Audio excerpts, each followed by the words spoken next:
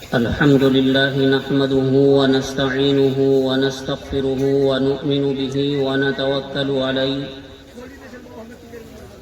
ونعوذ بالله من شرور أنفسنا ومن سيئات أعمالنا من يهده الله فلا مضل له ومن يضلله فلا هادي له ونشهد أن لا إله إلا الله وحده لا شريك له ونشهد أن سيدنا ومولانا محمدا عبده ورسوله أما بعد فأعوذ بالله من الشيطان الرجيم بسم الله الرحمن الرحيم ألم يأن للذين آمنوا أن تخشع قلوبهم لذكر الله وقال تعالى من عمل صالحا من ذكر أو أنثى وهو مؤمن فلنحيينه حياة طيبة ولنجزينهم أجرهم بأحسن ما كانوا يعملون صدق الله العظيم اللهم صل على سيدنا ومولانا محمد وعلى آل سيدنا ومولانا محمد وبارك وسلم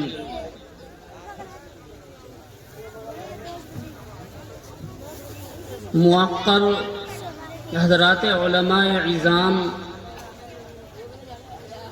اور میرے غیور مسلمان بھائیوں، آج ہم لوگ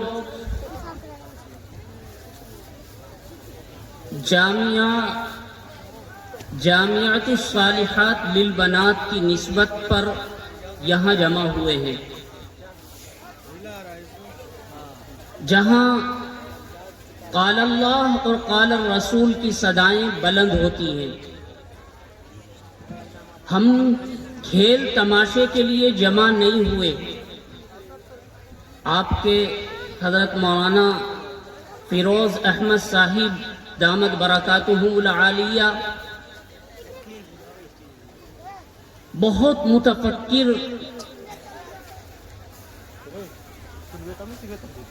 دین کے سلسلے میں، آپ کے سلسلے میں، آپ کے ایمان کے تحفظ کے سلسلے میں بہت متفکر ہیں۔ کئی سال سے ہم ان سے واقف ہیں، ان کا میرٹھ شہر میں آنا جانا رہتا ہے اور وہ مستقل ہمارا کام یہاں کر بھی رہے ہیں۔ انہوں نے یہ اتنا بڑا جلسہ صرف تماشے کے لیے نہیں سجایا کہ آپ آئیں، بازاروں میں گھومیں پھریں، مزے لیں، دو چار اشعار مزاحیہ، ایک دو تقریر مزاحیہ سنیں اور چلے جائیں اور مقصد کا مدرسے کا ایڈورٹائز ہو جائے، بس۔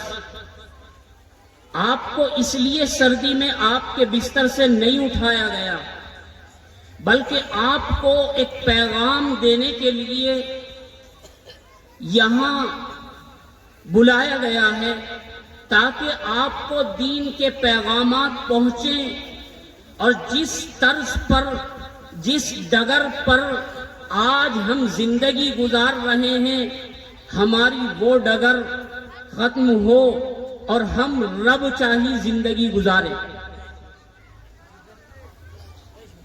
آپ گھر میں تفریح کرتے رہتے ہیں، باہر کھیتوں میں تفریح کرتے رہتے ہیں، آپ پہلوانی کرتے رہتے ہیں، اور آج سب سے بڑا تفریح کا جو آلہ ہے وہ موبائل ہے۔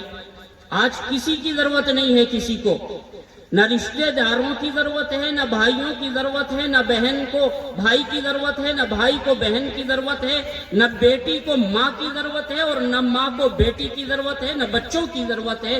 بس موبائل اس کے پاس ہے تو آج وہ تنہا نہیں ہے، پوری دنیا اس کی مٹھی کے اندر ہے۔ لیکن دوستو، ایک سوال آپ سے پوچھوں، اللہ نے آپ کو کیا اسی لیے پیدا کیا تھا؟ آپ کو اور ہمیں صرف اسی لیے پیدا کیا تھا کہ ہم تو تھوڑی سی تفریح کاٹیں،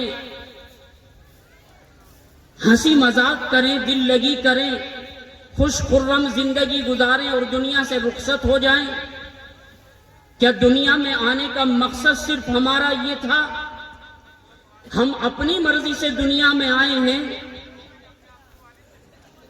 بڑے بڑے دعوے کرنے والے لوگ آئے، وقت بہت کم ہے، کم از کم بات کو سمجھانے کے لیے 2 گھنٹے چاہیے میرے جیسے ناکارہ کے لیے۔ بڑے بڑے لوگوں نے دعوے کیے، خدائی تک دعوے کیے لوگوں نے کہ میں رب ہوں، رب، میں تمہارا پروردگار ہوں۔ فرعون نے نہیں کیا تھا انا ربکم الاعلی، میں تمہارا سب سے بڑا پروردگار ہوں؟ کیا تھا نہیں کیا تھا؟ لوگوں نے جھوٹی نبوت کے دعوے بھی کیے، لیکن دوستو اور بزرگوں ذرا سنجیدگی کے ساتھ تقریر آپ مجھ سے پہلے سن چکے ہیں اور میرے بعد بھی سنتے رہیں گے۔ میں مذاکرے کے لیے آپ کے سامنے تھوڑی دیر کے لیے بیٹھا ہوں، بس آپ سے مذاکرہ کرنا ہے۔ یہاں نوجوان بڑی تعداد میں بیٹھے ہوئے ہیں، آپ سے مذاکرہ کرنا ہے۔ صرف تقریر وقریر مجھے کرنی نہیں آتی، مذاکرہ کرنا ہے آپ سے۔ کوئی بات سمجھا دینا چاہتا ہوں، کوئی پیغام آپ کو دے دینا چاہتا ہوں۔ بڑے بڑے دعوے کرنے والے آئے، نبوت کے دعوے کیے جھوٹے، جیسے قادیانی نے جھوٹا نبوت کا دعویٰ کیا۔ لیکن آج تک کوئی بندہ ایسا آیا ہے جس نے یہ دعویٰ کیا ہو کہ میں دنیا میں اپنی مرضی سے آیا ہوں؟ کوئی بندہ آپ کو ملا ہے کیا لاکھوں کروڑوں انسانوں میں جس نے یہ دعویٰ کیا ہو کہ میں دنیا کے اندر اپنی مرضی سے آیا ہوں؟ ہاں یا نہ بولو بھائی۔ میں نے کہا مذاکرہ ہے، آپ کو جواب دینا پڑے گا، آپ کو جواب دینا پڑے گا۔ کوئی بندہ ایسا آج تک نہیں آیا جس نے یہ دعویٰ کیا ہو میں دنیا میں اپنی مرضی سے آیا ہوں۔ دوسری بات، ہم نے مطالبہ کیا تھا اللہ سے کہ ہمیں دنیا کے اندر بھیج، ہم میں سے کسی نے مطالبہ کیا تھا؟ ہم میں سے کسی نے کوئی مطالبہ نہیں کیا تھا۔ بغیر استحقاق کے اللہ نے اپنی مرضی سے ہم کو دنیا کے اندر بھیجا، اور جب ہم دنیا سے جاتے ہیں تو اپنی مرضی سے جاتے ہیں۔ جی اپنی مرضی سے جاتے ہیں؟ بولو بھائی۔ نہیں، میں نے کہا مذاکرہ ہے، بیان نہیں۔ ہم اپنی مرضی سے جاتے ہیں۔ اب ذرا سوچئے، یہاں ٹھنڈے دل سے عمل کی توفیق سے نیت کر لیجئے دل کے اندر، اللہ آج جو بات سمجھ میں آئے گی، آج جو بات دل کے اندر اترے گی، اس پر عمل کریں گے انشاءاللہ۔ کریے نیت دل سے۔ اب ذرا سوچئے، جب ہم اپنی مرضی سے آئے نہیں ہیں، اپنی مرضی سے جانا بھی نہیں ہے، تو بیچ کی جو زندگی اللہ نے ہم کو دی ہے اپنی مرضی سے اس کو گزارنے کا ہم کو کوئی حق ہوگا؟ بات سمجھ آئیے؟ جب ہم اپنی مرضی سے آئے نہیں ہیں، اپنی مرضی سے جانا بھی نہیں ہے، تو جو بیچ کی زندگی اللہ نے ہم کو دی ہے وہ بیکار نہیں دی ہے، وہ موبائلوں میں ضائع کرنے کے لیے نہیں دی ہے، وہ فیس بک پر غیر محرم لڑکیوں سے، غیر محرم عورتوں سے وہ دوستی کرنے کے لیے نہیں دی ہے، وہ ٹویٹر پر غیر محرم مردوں سے، غیر محرم عورتوں کو غیر محرم مردوں سے دوستی کے لیے نہیں دی ہے، عورتوں کے اور بچوں کے لیے مردوں سے اور نوجوان لڑکوں سے، غیر محرم لڑکوں سے انسٹاگرام ہو، واٹس ایپ ہو، فیس بک ہو، ان پر دوستی کرنے کے لیے کیا ہم کو زندگی دی گئی ہے؟ ہرگز نہیں۔ یاد رکھیے، اللہ کی کسی سے رشتہ داری نہیں ہے کہ اللہ سے کوئی رشتہ داری ہے وہ لحاظ کریں گے کہ بندے تو جیسا چاہے عمل کر کے آ جا، تیرے سے تو میرا خاص تعلق ہے، نعوذ باللہ، تیرے سے تو کوئی میری رشتہ داری ہے، تجھے میں معاف کر دوں گا، تو جو چاہے کر، جب میرے پاس آئے گا میں تجھ کو بخش دوں گا۔ ایسا کوئی بندہ ہے؟ پھر کہاں جا رہے ہیں ہم؟ یہ غفلت والی زندگی کب تک گزارتے رہیں گے؟ کب تک یہ غفلت والی زندگی گزارتے رہیں گے؟ دوستو، عزیز ساتھیوں، اور پسے پردہ بیٹھی ماں اور بہنوں اچھی طرح سن لو، اللہ کی کسی سے رشتہ داری نہیں ہے۔ اللہ پاک متقی لوگوں کو محبوب بناتے ہیں، اپنے برگزیدہ بندوں کو اپنا قرب عطا فرماتے ہیں، گنہگاروں کو اپنا قرب عطا نہیں فرماتے۔ گنہگاروں کے لیے اللہ کا قرب نہیں ہے، اللہ کا قرب ہے، اگر ہے تو وہ اللہ کے ولیوں کے لیے ہے، اور جو تقوی کی زندگی گزارتے ہیں ان کے لیے۔ آج جس طرح سے آپ موبائل میں الٹی سیدھی ویڈیو، فلم، گانے، میوزک، گیم، اسی طرح کا ایک واقعہ ہے، ذرا سنو، کان کھول کر کے سنو۔ اسی طرح اس زمانے میں موبائل نہیں تھا، ویڈیو کی کوئی چیز نہیں تھی، مزامیر کے ذریعے سے گانے بجائے جاتے تھے، مزامیر بجائے جاتے تھے، گانے گائے جاتے تھے۔ ایک بہت بڑا نام ہے اہل علم کے درمیان، ایسا نام آج تک جس پر کسی نے اختلاف نہیں کیا، آج تک جس پر کسی نے انگلی نہیں اٹھائی، امام بخاری پر بھی جرح ہوئی ہے، امام مسلم رحمت اللہ علیہ پر بھی جرح ہوئی ہے، امام ترمذی رحمت اللہ علیہ پر بھی جرح ہوئی ہے، لیکن ایک شخصیت ایسی ہے جس پر جرح نہیں ہوئی، وہ حضرت عبداللہ ابن مبارک رحمت اللہ علیہ ہے۔ اسی طرح کی زندگی گزارا کرتے تھے۔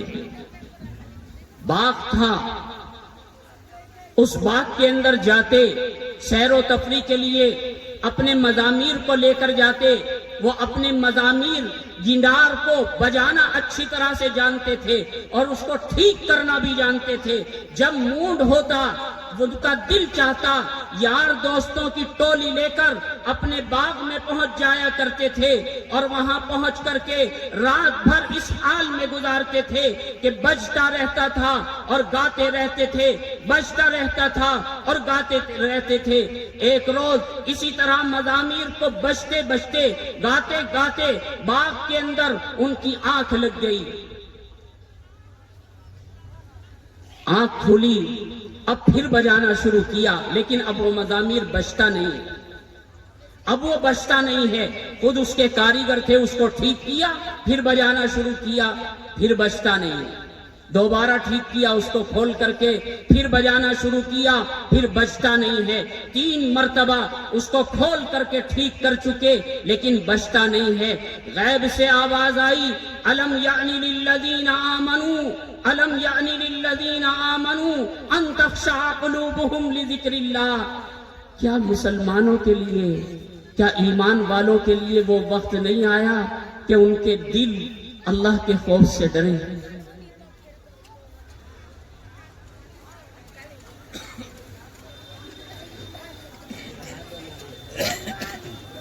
فرمایا اللہ نے عبداللہ ابن مبارک رحمت اللہ علیہ کو القا فرمایا، الم یعنی للذین آمنوا ان تخشع قلوبہم لذکر اللہ۔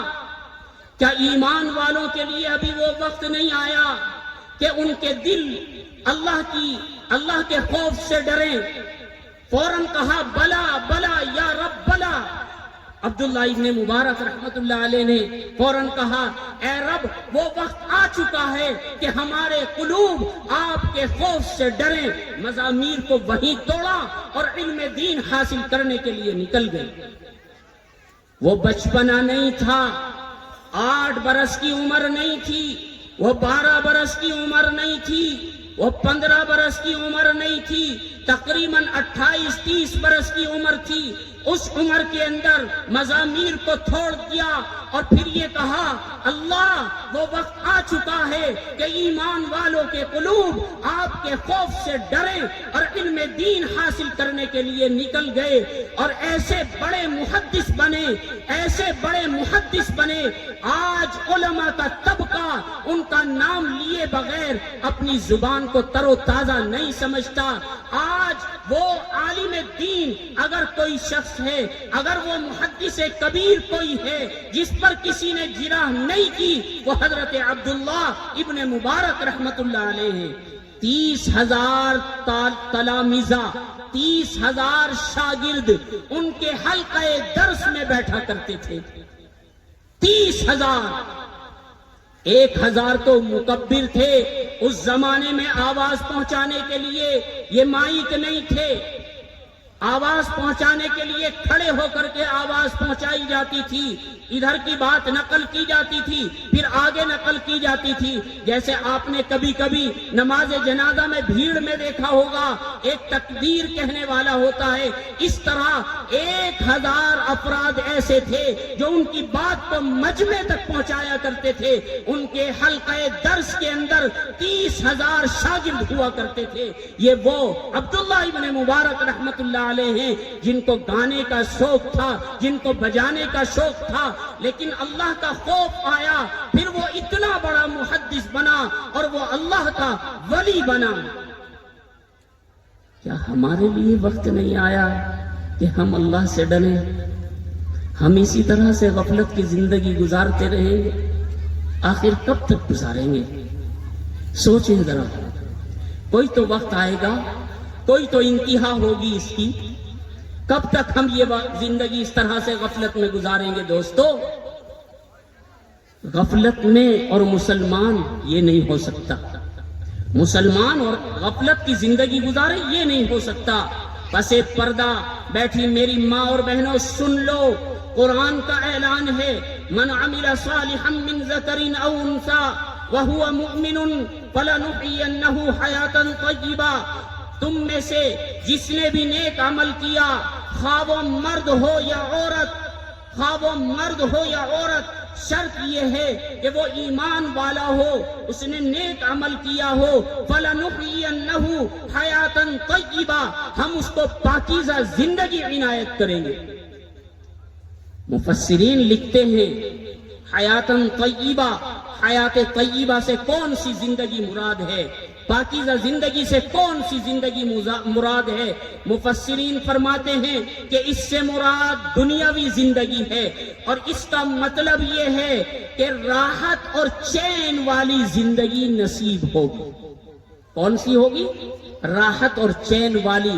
تکلیف سے نجات، مصیبتوں سے نجات، پریشانیوں سے نجات، راحت اور سکون والی زندگی نصیب ہوگی. یہی تفسیر حضرت تھانوی نور اللہ مرقدہ نے بھی فرمائی. آج ہم سمجھتے ہیں اچھے بڑھیا ڈلپ والے گدوں پر راحت ملے گی، سکون ملے گا. عمدہ قسم کی گاڑیاں، اے سی والی گاڑیاں، ان میں سفر کرنے سے راحت ملے گی، سکون ملے گا. اچھے مکان ایئر کنڈیشن اے سی والے بنا لینے سے راحت ملے گی، سکون ملے گا. یہ راحت کے سامان تو ہیں، راحت نہیں ہے. یہ راحت کے اسباب تو ہیں، یہ راحت نہیں ہے. کتنے امیر ایسے ہیں جو نرم بستروں پر رات کو لیٹتے ہیں، رات کو کروٹ بدل بدل کر کے صبح کر دیتے ہیں. آنکھوں میں نیند نہیں آتی، سکون زندگی میں نہیں ہے. اے سی والی گاڑیاں ہیں، ایئر کنڈیشن کمرہ ہے، ڈلپ والے ہزاروں روپے کے گدے پڑے ہوئے ہیں. راحت کے سامان تو ہیں، راحت نہیں ہے. پریشانی یہ ہے میری ماں اور بہنوں، سنو تم بھی، پریشانی یہ ہے کہ ہم نے راحت کے سامان کو راحت سمجھ لیا ہے. ہم نے عالی شان گاڑی کو سمجھ لیا کہ راحت مل جائے گی، عالی شان بنگلے کو سمجھ لیا کہ راحت مل جائے گی. یہ راحت کے سامان ہیں، راحت نہیں ہے. ایک رکشہ چلانے والا، اس کو راحت ہوتی ہے گدی پر سر رکھ کر اور پیر پیچھے گدی پر رکھ کر سو جاتا ہے، راحت کی نیند. ایک امیر آدمی نرم بستر پر، وہاں کوئی شور شغب نہیں ہے، اے سی چلی ہوئی ہے، سردیوں میں ہیٹر چلا ہوا ہے، اس کو کروٹ بدل بدل کر کے پوری رات گزارنی پڑتی ہے، راحت نہیں ملتی. ہم نے سامان راحت کو راحت سمجھ لیا ہے. آج ایک غلط فہمی نکال دو، ماں اور بہنوں تم سے بھی کہہ رہا ہوں، تم آئے دن کہتی ہو مکسر لا دو، واشنگ مشین لا دو، فلاں چیز لا دو، راحت مل جائے گی۔ ارے یہ راحت نہیں ہے، یہ راحت کے سامان تو ہیں لیکن راحت نہیں ہے۔ راحت تو وہ ہے جو اللہ کی طرف سے گناہ سے بچ کر کے زندگی گزارتے ہیں، اللہ راضی ہوتا ہے، قلب کا سکون ملتا ہے، قلب کو اطمینان ملتا ہے۔ راحت کی زندگی اس کو کہتے ہیں۔ پریشانیاں ہوتی ہیں پھر بھی اطمینان ہوتا ہے، مصیبتوں کا سامنا کرنا پڑتا ہے پھر بھی اطمینان ہوتا ہے، مصیبتوں کا سامنا کرنا پڑتا ہے پھر بھی اطمینان ہوتا ہے۔ اس کا نام راحت ہے، راحت کے سامان کا نام راحت نہیں ہے۔ یاد رکھیے، ہم ان جلوس کے اندر آتے ہیں، صرف ہم جلسہ دیکھنے کے لیے آتے ہیں۔ معاف کیجئے گا، ہم جلسہ دیکھنے کے لیے آتے ہیں، جلسے میں جو بات کہی جا رہی ہے اس پر عمل کرنے کے لیے نہیں آتے۔ ہم جلسہ دیکھنے کے لیے آتے ہیں، جو عالم دین ہم سے کوئی بات کہہ رہے ہیں۔ بھائی اطمینان سے رہیے، آپ لوگ بیٹھے جلسے کے ماحول کو خراب نہ کریں۔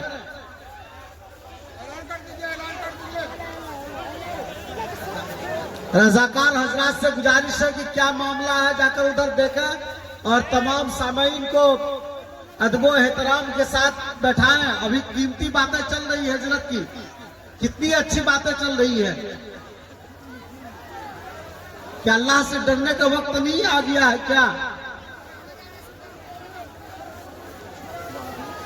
بھائی بیٹھ جائیں، جو بھی معاملہ ہے بیٹھ جائیں، خاموشی کے ساتھ اپنی اپنی جگہ آ جائیں، آگے آ جائیں جلدی سے۔ بھائی بہت تھوڑا وقت ہے، نظام کو خراب نہ کریں، آگے آ کر کے بیٹھ جائیں جلدی، بہت جلدی کے ساتھ آ جائیں، تیزی کے ساتھ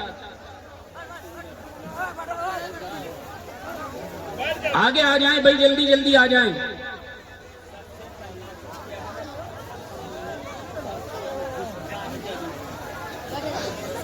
جو نگراں حضرات ہمارے یہاں موجود ہیں وہ معاملے کو دیکھ لیں گے، آپ سب حضرات نہ کھڑے ہوں، آپ آگے آ جائیں، بیٹھ جائیں،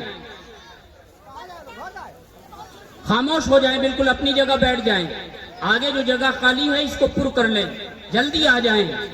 ہو سکتا ہے کسی کی بات سمجھ میں آ جائے اور اس کی زندگی کا رخ پلٹ جائے، آگے آ جائیں بالکل۔ جو حضرات پیچھے کھڑے ہوئے ہیں میری ان سے بھی گزارش ہے، آگے تشریف لے آئیں۔ بھائی بات شروع کریں، بیٹھ جائیں آپ حضرات، فوراً بیٹھ جائیں، بہت تیزی کے ساتھ بیٹھ جائیں۔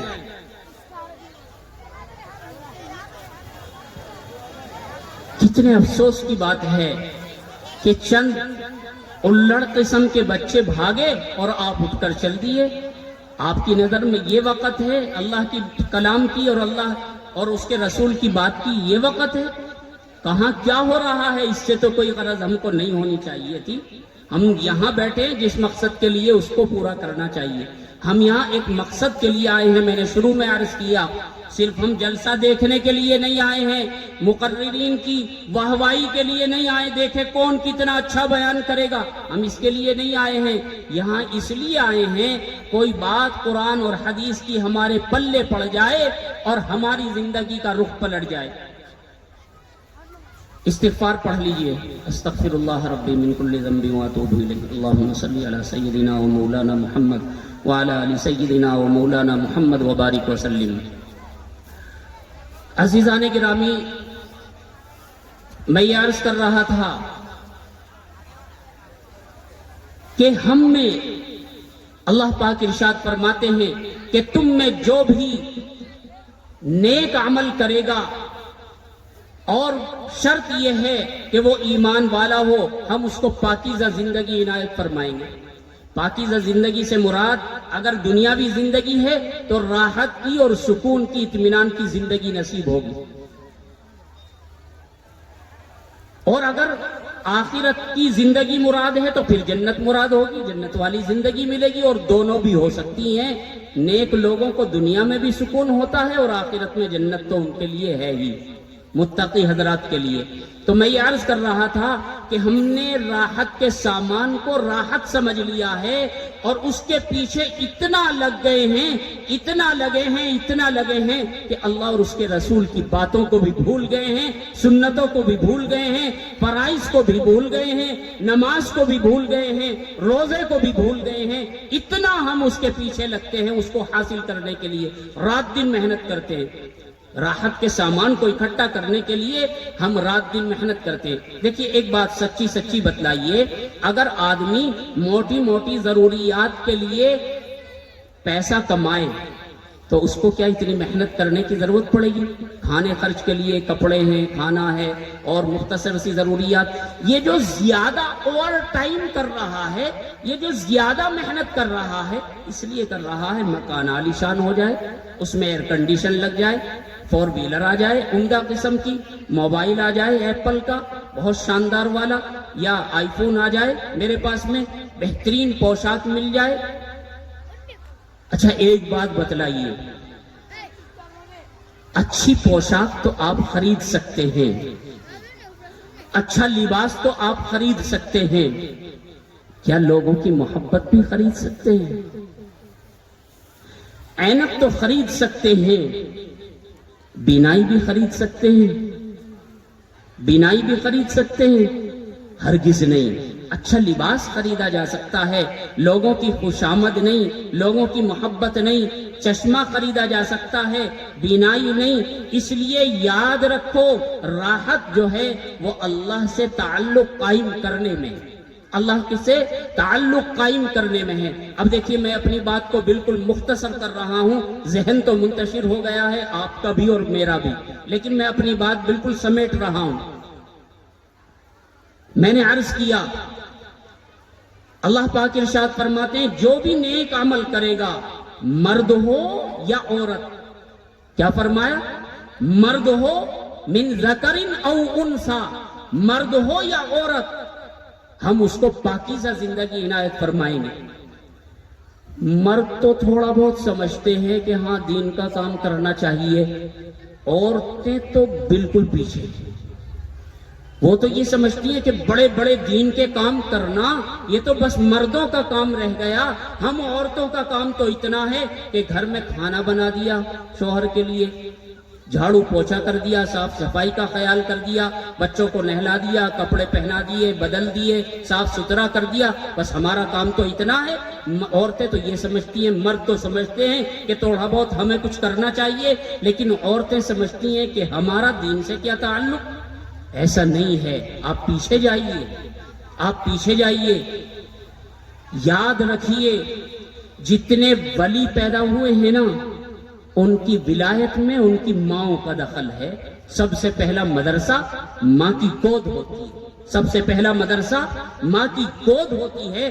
اگر یہاں تربیت اچھی مل گئی تو یہ آگے اچھا ہوتا چلا جائے گا، اور یہاں تربیت اچھی نہ ملی تو پھر آگے کوئی امید نہیں کی جا سکتی، آگے کوئی امید نہیں کی جا سکتی۔ سب سے پہلا مدرسہ بچے کے لیے ماں کی گود ہے، جو یہاں سیکھے گا یہ آگے اسی راستے پر چلے گا۔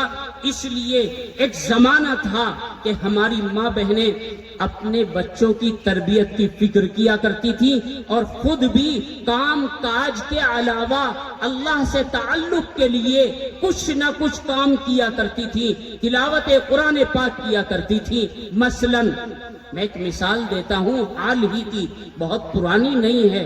شیخ الحدیث حضرت مولانا شیخ زکریا نور اللہ مرقدہ، جن کی کتاب پورے عالم میں پڑھائی جاتی ہے، فضائل اعمال، حضرت شیخ زکریا نور اللہ مرقدہ اپنے گھر کی مستورات کے سلسلے میں فرماتے تھے کہ ہمارے گھر کی مستورات جو ہیں وہ روزانہ کے کام کاج کرنے کے ساتھ ساتھ 15-16 پارے یومیہ پڑھ لیتی تھیں بلا تکلف 15-16 پارے۔ میں بات بالکل سمیٹ رہا ہوں اپنی 2-4 منٹ میں، کیونکہ ابھی وقت تو تقریباً 1 منٹ باقی ہے، لیکن میں 2-3 منٹ میں اپنی بات کو سمیٹ رہا ہوں۔ عورتیں سمجھتی ہیں کہ نہیں، یہ بڑے بڑے کام کرنا، مجاہدے کرنا یہ مردوں کا کام ہے۔ ایک واقعہ سنیے،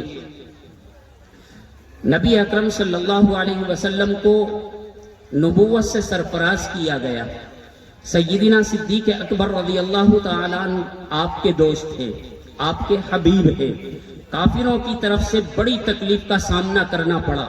वो गारे सौर का मंजर देखिए कि नबी पाक सल्लल्लाहु अलैहि वसल्लम दुश्मन से बच करके सिद्दीक अकबर रज़ी अल्लाह ताला अन्हु के साथ गारे सौर तशरीफ ले गए और 3 दिन वहां रूपोश रहे।